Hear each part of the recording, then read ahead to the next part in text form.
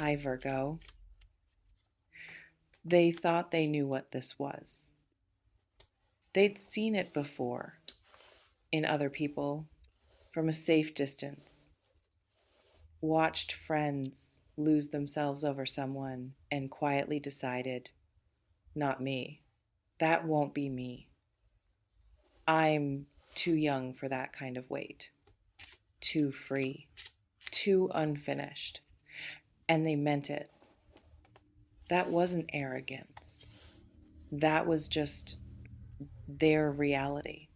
Love, real love, the kind that reorganizes you, had never shown up in a form they recognized. So they stopped looking for it, stopped leaving room for it, built their days around everything else, around lightness, around movement, around the particular freedom of someone who has never been truly anchored to another person. Then something shifted, not all at once. That's not how it happened. It happened the way water gets into stone, not by force, by persistence, by showing up again and again in the same place until something that looked solid started to give. You did something to their internal architecture. And I don't think you fully know that yet. I don't think you've been given the complete picture of what's been happening on their side because they haven't had the language for it. How do you describe something you've never felt before? How do you name a room you've never been in? You walk around in it. You touch the walls. You try to understand the dimensions, and you don't tell anyone yet because saying it out loud makes it real, and real things can be lost. So they stayed quiet, carried it privately, took it out, and looked at it in the moments when no one was watching, tried to talk themselves down from it, rationally, reasonably, the way young people do when a feeling arrives that's bigger than anything they were prepared for. Told themselves it was novelty, infatuation, a phase, something that would flatten out with time. It didn't flatten, it got louder, more specific, more undeniably about you, and not about the idea of you, not about loneliness or timing or circumstance, about you, the specific texture of you, the specific way you exist in a room, the specific frequency of your presence that they could not replicate with anyone else, no matter how many times they tried to redirect themselves. Here's what nobody tells you about someone experiencing real feeling for the first time. It doesn't feel good, not immediately. It feels destabilizing. It feels like the floor moved, like the version of yourself you were comfortable with suddenly doesn't fit the same way it used to. Like you've outgrown something overnight and you're standing in it and it's too tight and you don't know what comes next. That's where they've been, in that discomfort, in that specific confusion of someone whose interior has been rearranged by something they didn't consent to feeling. And instead of running, which would have been easier, which would have been the old move, they stayed with it, sat in the discomfort, let it teach them something. Uh, and what it's been teaching them is that everything they thought they understood about themselves was written before they met you.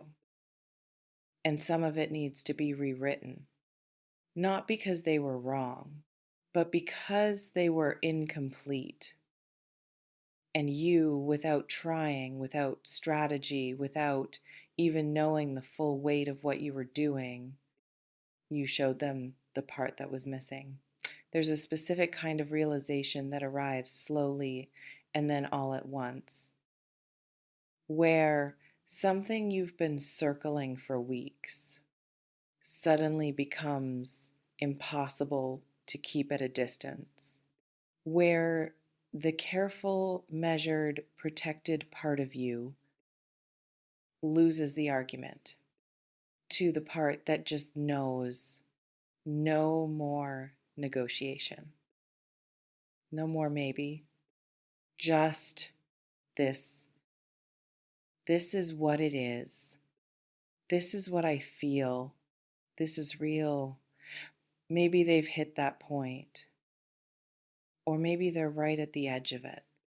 One honest moment away from saying something they've never said. One quiet conversation away from dropping the version of themselves that doesn't need anyone and picking up the version that needs you specifically, not in a desperate way, in the truest way, the way that only arrives when something is genuine. And that version of them, the one standing at that edge, is younger than their age in the best possible sense, unguarded in a way they've never allowed themselves to be, open in a way that cost them something to get to, terrified in the particular way of someone who has something real to lose for the first time. Uh, I want you to understand something about what you represent to them. And I'm not saying this to put pressure on you. I'm saying it because I think you've been underestimating it. You're not one of many. You're not a chapter in a long story of similar chapters.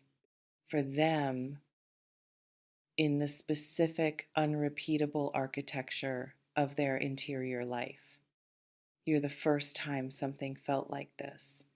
The first time a person landed in them with this kind of weight.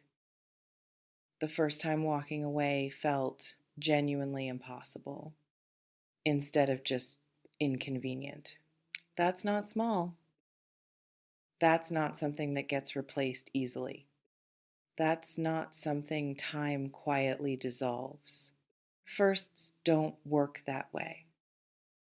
The first time something real happens to you, it leaves a mark that reorganizes everything that comes after. Every comparison gets made against it. Every subsequent feeling gets measured by it. It becomes the reference point, the thing everything else is either reaching toward or falling short of. You are that reference point for them, maybe without knowing it, maybe while going about your ordinary days, completely unaware of the specific gravity you carry in someone else's internal world. There's something they've been trying to figure out how to say, not the casual version, not the safe, abbreviated, protected version, the real one, the one that lives underneath all the other versions, the one that requires a specific kind of courage that feels different from every other kind of courage. Because this one requires you to be seen fully, without the armor, without the performance, without the version of yourself you've been presenting to the world since you were old enough to know that presentation was safer than truth. They're working up to that. In their own time, in the particular rhythm of someone who is doing something for the first time and doesn't have a map for it, who is navigating entirely by feeling in territory that has no familiar landmarks, moving carefully, not because they're uncertain about what they feel, but because what they feel is so certain that getting it wrong feels unacceptable. Um, you know what it's like to want to get something right so badly that the wanting itself becomes the obstacle.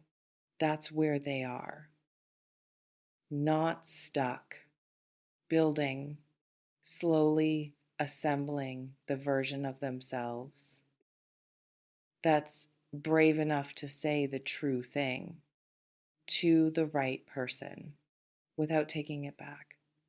And here's what I keep coming back to: the thing that feels significant in a way that's hard to articulate out of everyone, out of every person who has moved through their life, who has been present, available, interesting, attractive. You're the one, not by default, not by proximity, by something more specific than that. Something in the particular combination of who you are that found the exact frequency of what they didn't know they were waiting for. That doesn't happen by accident. That's not random. That's not just chemistry or circumstance or good timing. That's something rarer. The kind of rare that people spend years not finding, and then suddenly, in the middle of an ordinary moment, in a day that looked like every other day, it's just there. Unmistakable, undeniable, theirs. You.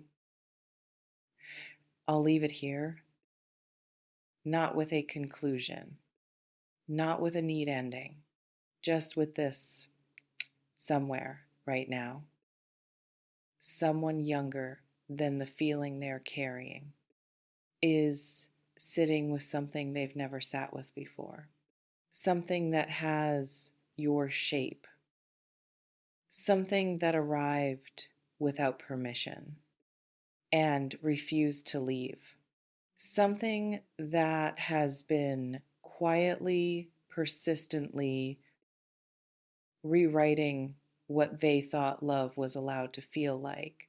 And they haven't said it yet, but they've realized it fully, finally, completely. And that realization isn't going anywhere.